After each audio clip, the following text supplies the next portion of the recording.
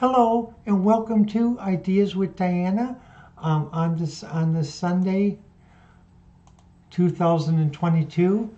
I'd like to give reflection of watching Station 11 on HBO Max. Before I start, Station 11 was the last book I read before COVID lockdown started, and it was as part of National Reading Month at UW Parkside. And when I did get the book, they had some paintings in there showing some of the scenes about what would a Chicago train station look like, 20 years later after it's not been used by people. What would a library look like? And I was thinking about that. I thought how poignant that is because people really never think about that. What would our civilization look like if we did have to start over again and leave the past behind, where there is no past, there's no future, there's today. Or like my dad always told me, no matter what happens, move on and forward. And I've learned how to do that many times since my dad died, since my mother died, included even being homeless, living on the streets a few times. And when I was watching Station 11, what I saw in the characters is a resilience, a hope. I actually found it very uplifting because when I tell people about it, I say, "Well, you got to watch this series on HBO Max, Station 11." They said, "Well, what do you think about House of Thrones?" I said, "No, watch Station 11 first." I said, "It's only on for one season. It's as well produced. It's excellent, and it is a very uplifting story, and it's a Chicago story." Well, let me go first. Why is it a Chicago story? Because when I was watching the first episode about where the husband and wife were to play, and basically the husband could tell the actor on stage was was not feeling well. He really wasn't acting. He really wasn't feeling well, and he made an effort to go onto the stage. And then finally, the actor collapsed. And well, when it comes, there comes one point where his wife is called into Northwestern General Hospital to work, and it shows that basically he's checking on to see how everyone's doing. He knows there's a little girl that seems to that her parents aren't there. She's part of the theater troupe, and she's looking for languor, a term used in theater for those who work with children in the theater. And her language is so he says, "Look, if it's okay with your parents, I can take you home." And so she tries to call her parents, being very Chicago, are stuck in Lake Forest. But what makes it interesting is, um, in some parts of the world, um, there's a bond in Chicago because no matter where you live in Chicago, you are a Chicagoan. I mean, whether you live in Lake Forest, whether you live by Millennial Park, whether you live on North Side, South Side, or even those of us in Kenosha who watch Cubs baseball with Jack Brickhouse on Channel 9, when the Cubs used to play all the games during the daytime, and still remember the football game where the Cubs played in the early spring, and they just finished the game before darkness set in as one of the few as a very memorable game that's played every winter, replayed every winter. And even when the first night the lights were coming on, the game was laying down. But the second night the lights came on, and the comment in the Chicago Tribune and other papers was, for all the lights came on, laying the game out for the true fans. The true fans were the first one to see the games under the lights. Um, and this relates to how in a way, it's a Chicago story because even though people, Lake Forest, and other parts of the country is considered a very high upscale area, in Chicago, when I go to Starbucks in Lake Forest, I'm just as welcomed, and we all mingle just as much as when people from Lake Forest come up to Kenosha on the weekend on the train. to have a weekend in Kenosha.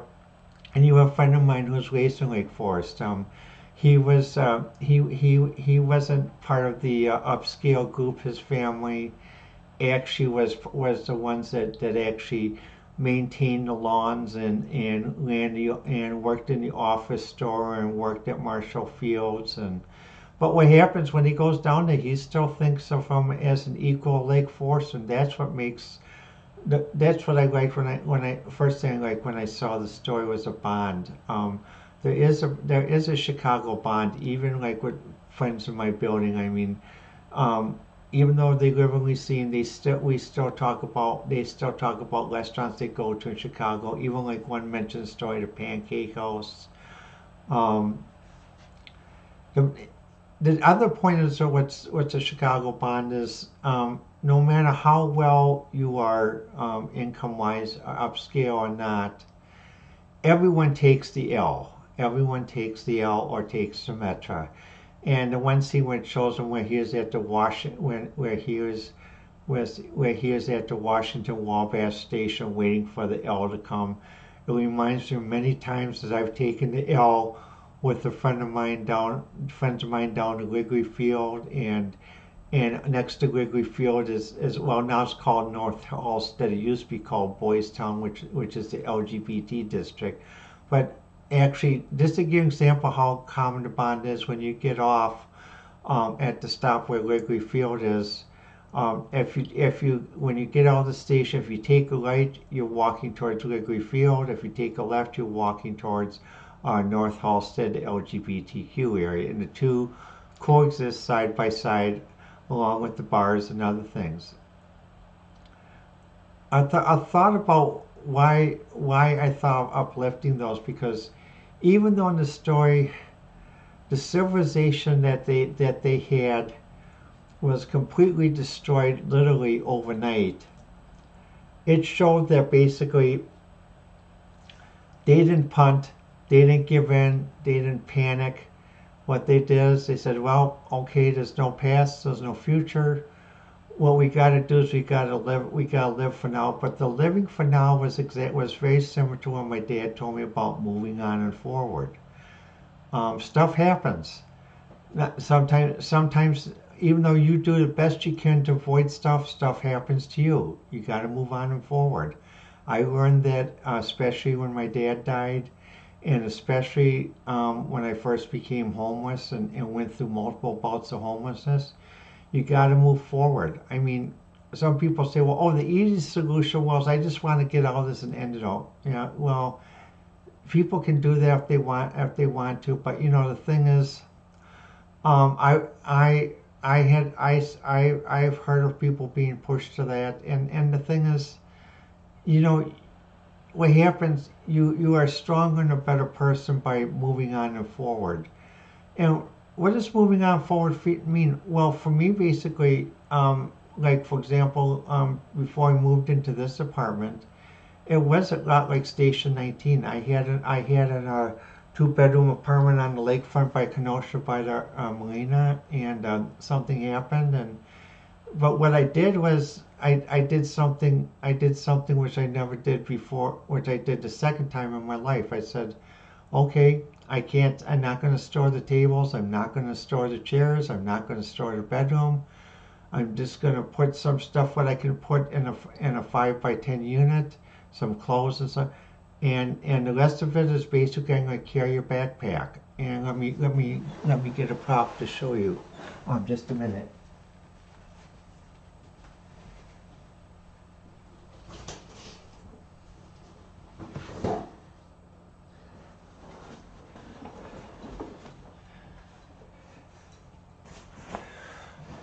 This is the backpack.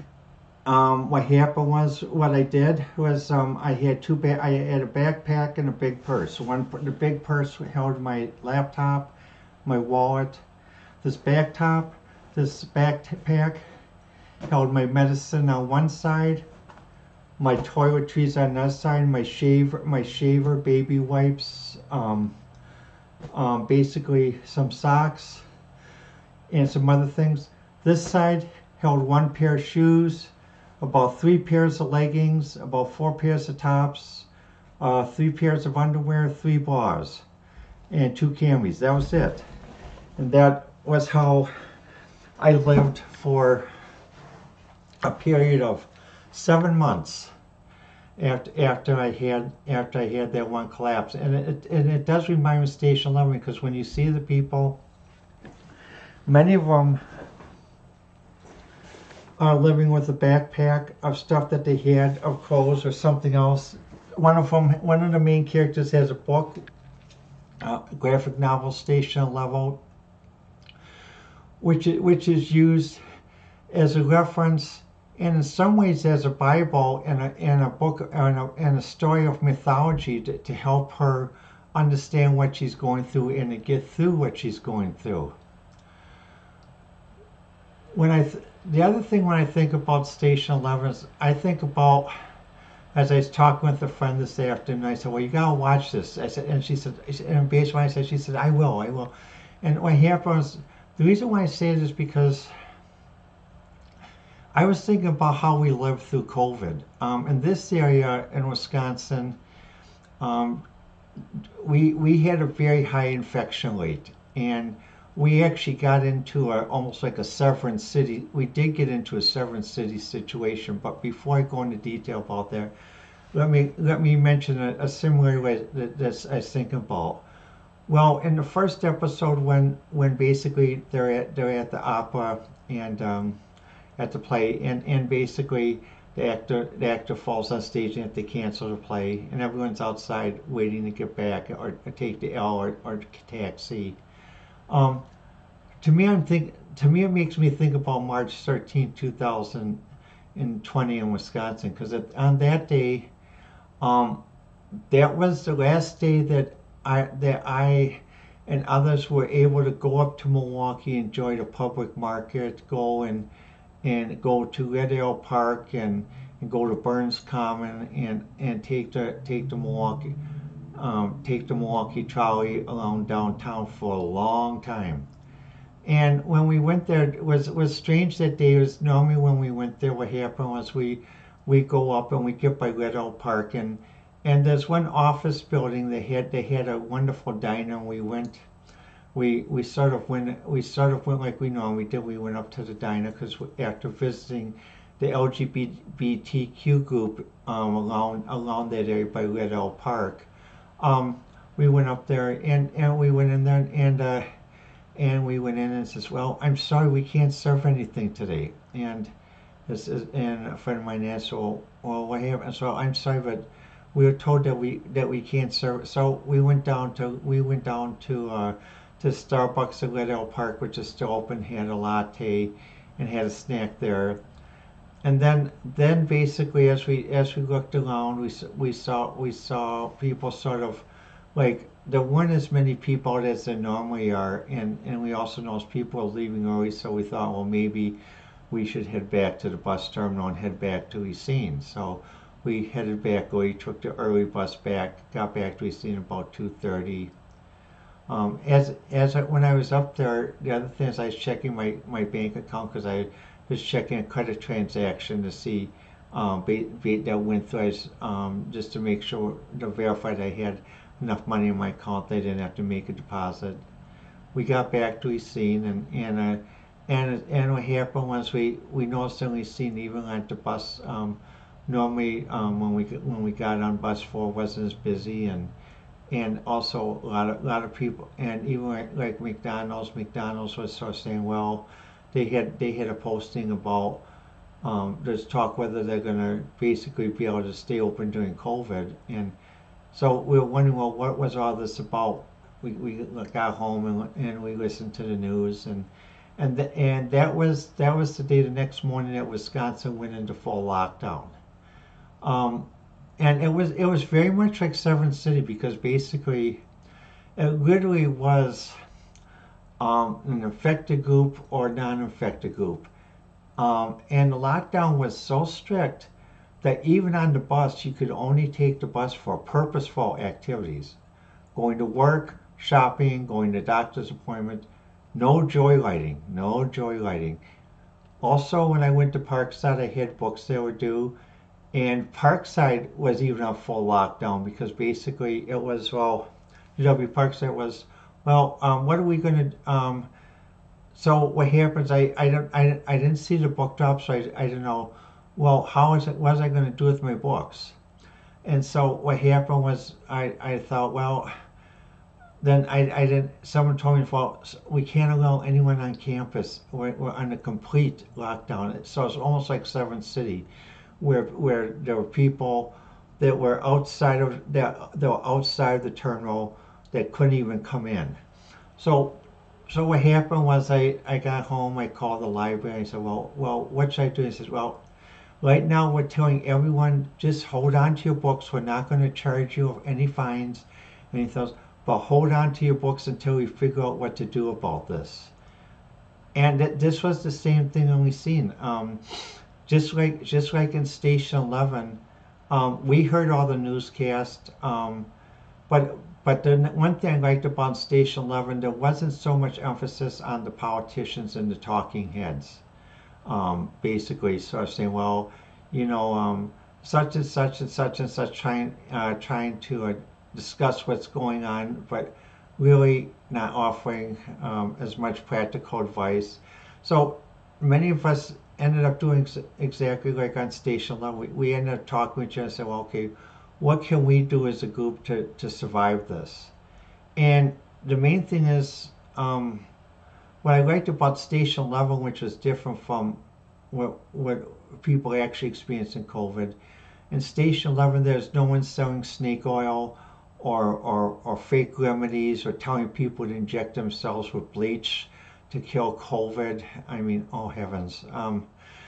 And also, there weren't. It showed that it showed there are some newscasts or internet broadcasts, but the thing is, people were wise enough to realize to understand that when they were being managed or basically giving or being given a spiel that really isn't news, and so they talked among themselves, and they also kept their heads. They didn't panic. They moved on and forward. It's like the traveling symphony. They moved on and forward. They developed a plan. They stuck to it, and also they had a discipline. In addition, um, what was left of civilization was they remembered the thing about keeping books so that they didn't have to start from zero. The other thing is about having some sort of activity to take your mind off what's going on because you can't think about it all the time. So like the play was more than the play. And this is like what happened, what I think about with COVID, like when we at one point all of us couldn't get out of our building because we were told that basically by the state government and we seen the government, the infection was so bad we couldn't get out unless we were only doing purposeful things again. This purposeful thing, shopping, going to a doctor's appointment, or even just walking around the building. We had so what happens? The management office gave us puzzles to put together. Actually, what I did is I retook up sewing. I bought a sewing machine with the stimulus check to retake up sewing again rather than just doing sewing by hand. And in addition, I started getting into do-it-yourself maker stuff by working with Arduino to do projects as well as posters. Um, Again, it was like in a way itself was like my version of traveling symphony. It was I was doing stuff, but the stuff that I was doing was not because I was doing it to actually make a product or make some, but it was also something that to do it to keep my focus and to keep hope that basically, yes, we are going to get through this, we are going to survive, and we are going to move forward. So when I think about Station 11, that's why I say it's a very uplifting season. I recommend everyone should watch it. It's only on for one season. I think there's enough to do more seasons, but the one season they did is excellent. In addition, what I liked was the music that they played because the ending song for the end of episode 10, and even like one song by OMD, If You Leave, about where one person had to take a different path. Um, it was very poignant. It showed that the producers really realized that part of explaining this was also through music, as well as lyric lines or just gestures.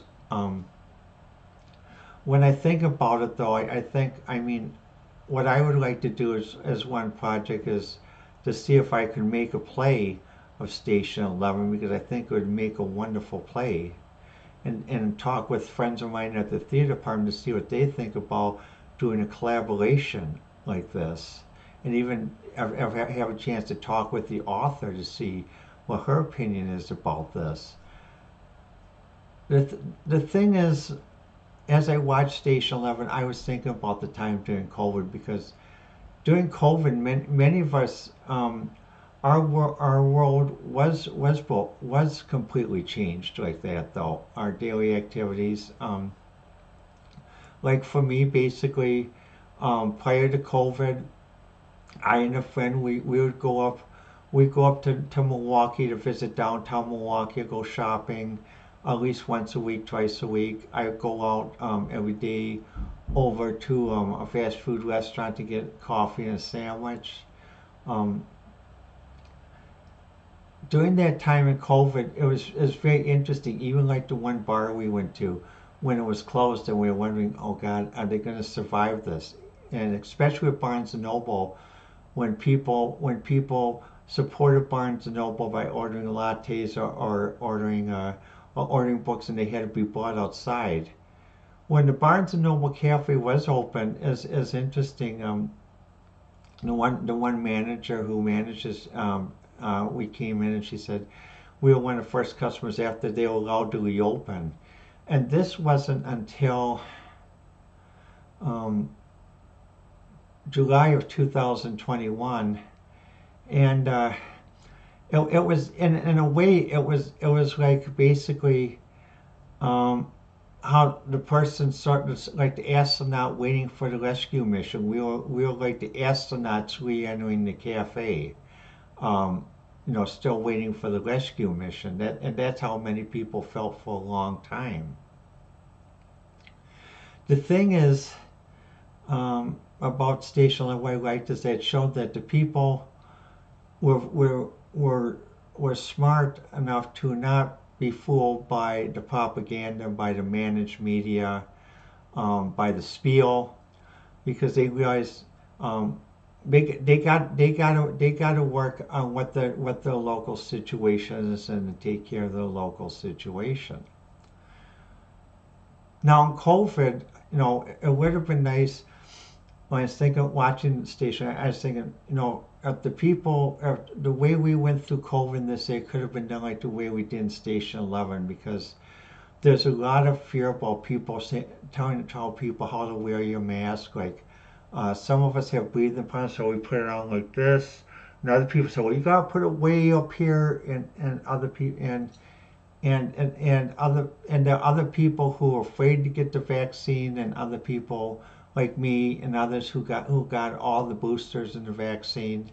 Um, you know, the thing is, the thing that made, the reflection of COVID good, although some people I'm sure are gonna criticize me for this, but um, President Trump was there at the right time. I'll say it again. President Trump was there at the right time. President Trump was there at the right time. He was the one that got this vaccine process on a 90-day schedule, like we do in the private sector, for projects, software, hardware, making stuff. He did this on a 9-day schedule. He got the logistics going so that it got out there. And also, he had the leadership to get it done. He wasn't the one that's going to take these talking heads and say, well, this is going to take us 2 years to do this and 2 years to do that. He said, no, we don't have 2 years. We got to get this by 90 days. And what happened was, And also, he's the one that approved the first stimulus check, realizing that people needed to have that to survive because so many people were on layoff. And that if we hadn't, we would have been sunk. And some people will still discount that leadership and the initiative of President Trump to get the 90-day vaccine going. Also, at one point in 2021, when they're talking about, well, we're going to have two football seasons, and basically we'll have two football seasons in 2000. And many college football players said, look, our bodies aren't set. We're very healthy, but we can't play two football seasons plus two ball seasons in 1 year. And even the pro players, and that's where President Trump said, no, we got the vaccine. We're gonna reopen football. We're gonna reopen Broadway. We're gonna get public events going again. He says we got the vaccine. We got the mask, and so it happens. If we have to go, that people have to be vaccinated to go to an event. They have to be vaccinated. So that's it. He showed the leadership. But this is an example of where moving on and forward. You realize you can't use the past. You can't base yourself on a managed news spiel future, talking head future. You got to work on what is now, and that's what I liked about Station 11. It showed the people, and the thing is, they realized how serious it was, but they didn't panic. They said, look, we got to take this day by day, and each day means that we're moving forward. And when we come back to another town the next year, it means that we've made another year, and we made another year so far. And it showed basically keep it going as in the first season up to 20 years. So in conclusion, I would recommend a lot of people watch Station 21 because it really helped me understand what I went through with COVID, and at least showed that basically something that um, I wish we would have done more as a society during COVID, as the people did in Station 21 about how they lived with the moment, moved on and forward. They didn't lose their heads. They didn't panic. And they also knew when to shut the media off, when to shut off the talking heads, and talk with each other, listen, and also listen to all points of view. And I think that's the thing about using the theater company model, is because in a theater company we do share views. We do share views in the theater. It's not a dictatorship. We do share views. So to me, Station 11 was a welcome relief to seeing about how we got through this first phase of COVID. The reason why I say first phase is because to our friends in China, they're going through a severe COVID crisis now, and even worldwide, there are concerns about basically some forms of COVID still out there, and maybe some discussions about masks. But the thing is, what I would say is, for those that are trying to think of a model of how to survive through COVID, watch Station 21. You'll see how real people survived this, and we will survive. If we get into a bad second phase, we will survive. Finally, as I mentioned in all my programs, don't let them muzzle you. Don't let them block what you can hear, and don't let them block what you can see. As an addendum, I'm glad to see that RT won the lawsuit in regard to being recognized as journalist, and their portable TV is now back on the Samsung TV app and on Google Play Store, as well as RT. Um, and I hope basically we don't ever have to go through this thing again where we have talking heads trying to act paternalistically like the way they did in the 60s by trying to filter music. It doesn't work. Filtering doesn't work. Paternalistic thinking doesn't work. We are intelligent to make our own decisions. And so And Station 11 represents a story that shows people of all walks of life when they can make their own decisions without being influenced by fake news, managed news, or talking heads, or paternalistic thinking, they will make the right decision and they will survive. We will grow. Well, let me know what you think. I prefer to be reached on Twitter at Diana1A. Um, it's just easier to consolidate all the thoughts and everything. So if you can, contact me on Twitter at Diana1A or the show's website with Ideas with Diana. I'd like to thank you for watching and keep an open mind and don't allow yourself to get influenced or manipulated.